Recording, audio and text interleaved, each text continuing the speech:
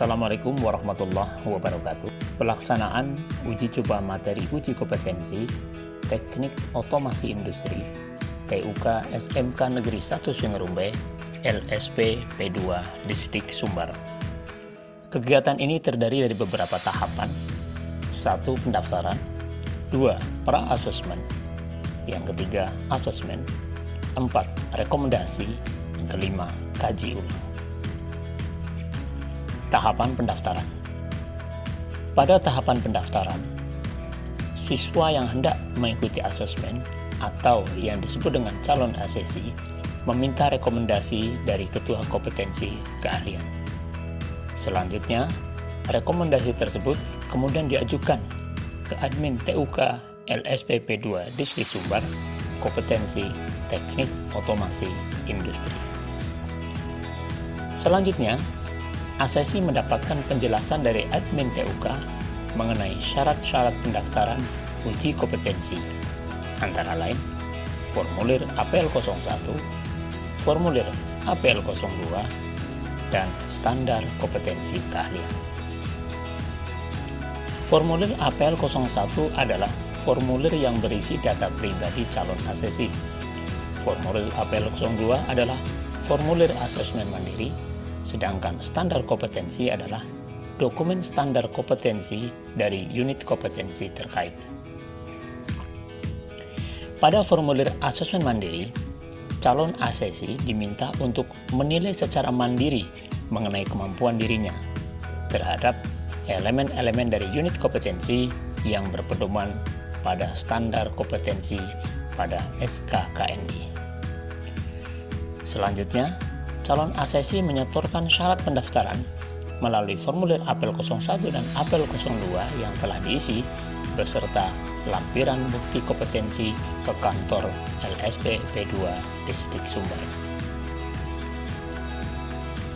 Petugas atau admin LSP P2 Distrik Sumbar selanjutnya akan menerima dan memeriksa kelengkapan serta kelayakan berkas pendaftaran calon asesi. Kemudian, asesi akan mendapatkan jadwal, lokasi, dan nama asesor untuk melaksanakan tahapan selanjutnya, yaitu konsultasi pra-asesmen. Sesuai dengan jadwal dan lokasi yang telah ditetapkan, selanjutnya asesi menemui asesor untuk mengikuti konsultasi pra-asesmen. Pelaksanaan konsultasi pra-asesmen oleh asesor mengacu pada formulasi instruksi kerja konsultasi pra-asesmen. Pada proses konsultasi, asesor membuka konsultasi pra-asesmen dengan mengucapkan salam, berkenalan, dan selanjutnya menempatkan asesi dalam kondisi yang kondusif. Selanjutnya, asesor menjelaskan dan mendiskusikan tujuan konsultasi pra-asesmen. Asesor mulai memeriksa formulir APL 01 milik asesi. Asesor menyesuaikan isi formulir tersebut dengan bukti-bukti yang dilampirkan untuk menilai apakah bukti-bukti tersebut telah relevan dan memenuhi kriteria valid, asli, terkini, dan memadai. Selanjutnya, merujuk pada hasil pemeriksaan, asesor melengkapi perolehan APL 01 dengan rekomendasi yang menyatakan bahwa asesi layak atau tidak layak untuk melanjutkan ke tahap asesmen berikutnya. Selanjutnya, asesor memeriksa apakah formulir APL 02 asesmen mandiri yang telah diisi oleh asesi serta berkas lampiran bukti-bukti lain dari hasil pendidikan atau pelatihan tersebut relevan dengan kriteria yang dipersyaratkan, yakni valid, asli, terkini, dan memadai. Merujuk dari hasil pemeriksaan, asesor selanjutnya melengkapi formulir APL 02 dengan rekomendasi layak atau tidak layak. Asesi melanjutkan ke tahap asesmen berikutnya. Pada tahapan selanjutnya, asesor menjelaskan proses asesmen sesuai dengan unit kompetensi yang akan diujikan yang berpedoman pada standar kompetensi SKKNI. Hal pertama yang dijelaskan oleh asesor pada asesi adalah terkait pendekatan asesmen yang terdiri dari tujuan asesmen, konteks asesmen, jalur dan pendekatan asesmen, strategi asesmen, dan acuan pembandingnya. Selanjutnya, asesor menjelaskan mengenai bukti dan jenis bukti, metode asesmen, perangkat asesmen, dan penyiapan sumber daya yang terlibat dalam asesmen, misalnya peralatan, bahan, dan personil lain. Asesor selanjutnya mengidentifikasi dan menetapkan penyesuaian yang diperlukan terkait rencana asesmen, misalnya karakteristik asesi dan penyesuaian yang diperlukan, dan pemenuhan prinsip aturan bukti, yakni valid, asli, terkini, dan memadai. Asesor kemudian menjelaskan pengorganisasian asesmen, yaitu pengaturan sumber daya asesmen, pengaturan dukungan spesialis, pengaturan personil, dan rekaman, serta laporan. Disusul kemudian dengan penjelasan mengenai hal-hal yang terkait tata tertib asesmen, serta keselamatan kerja di tempat uji kompetensi. Informasi terakhir yang disampaikan asesor terhadap asesi adalah konfirmasi jadwal asesmen dan tempat uji kompetensi. Setelah itu, asesor dan asesi menandatangani rencana asesmen dan formulir persetujuan asesmen. Asesor kemudian menutup konsultasi per-asesmen dengan mengucapkan salam. Tahap selanjutnya adalah asesmen. Sesuai rencana asesmen yang telah ditentukan saat konsultasi per-asesmen, asesor dan asesi bertemu kembali di tempat uji kompetensi untuk melakukan asesmen. Pelaksanaan asesmen oleh asesor mengacu pada panduan yang ada pada formulir instruksi kerja pelaksanaan asesmen. Pengumpulan bukti asesmen antara dilakukan dengan metode langsung dan tambahan. Diawali dengan mengucapkan salam, asesor melakukan konfirmasi mengenai kesiapan asesi untuk menjalani asesmen. Selanjutnya, asesor mengkonfirmasi kembali detail perencanaan asesmen yang telah disepakati sebelumnya kepada asesi.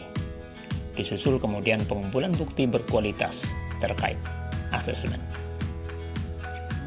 Dalam melakukan metode observasi demonstrasi, asesor memberikan dan menjelaskan dengan instruksi tugas praktek kepada asesi. Setelah itu, asesor mempersilahkan asesi untuk memulai mendemonstrasikan kompetensi yang terkait tugasnya dalam unit kompetensi yang diuji.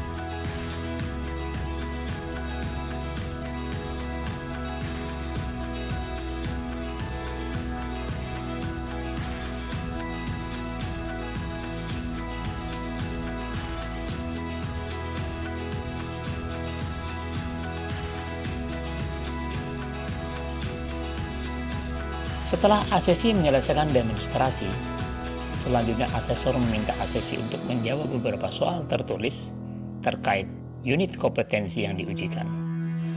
Waktu mengerjakan tes tertulis sesuai waktu yang ditentukan. Setelah tahapan tes tertulis dilewati, asesi kemudian menjalani tes wawancara langsung, di mana asesor memberikan sejumlah pertanyaan menyangkut kompetensi asesi yang diujikan. Setelah semua tahapan asesmen diselesaikan, asesor mempersilahkan kepada asesi untuk beristirahat dan bersiap untuk tahapan selanjutnya.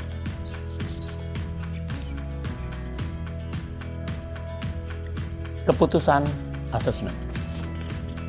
Pada tahap ini, asesor menyusun hasil penilaian dan memutuskan apakah pada setiap kriteria unjuk kerja asesi sudah memenuhi kriteria kompeten, belum kompeten, atau penilaian lanjut dengan berpedoman pada kriteria bukti-bukti valid, asli, terkini, dan memadai.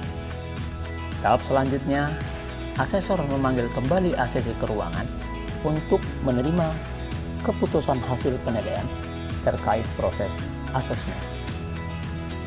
Pada tahap ini, asesor memberikan umpan balik kepada asesi terkait pencapaian dan kesenjangan unjuk kerjanya beserta syarat tindak lanjut hasil asesmen. Setelah itu, asesor akan mempersilahkan asesi untuk memberikan umpan balik dalam bentuk jawaban atas pertanyaan-pertanyaan kuesioner yang ada pada kolom umpan balik asesi. Kemudian asesor mengisi kolom catatan pelaksanaan asesmen.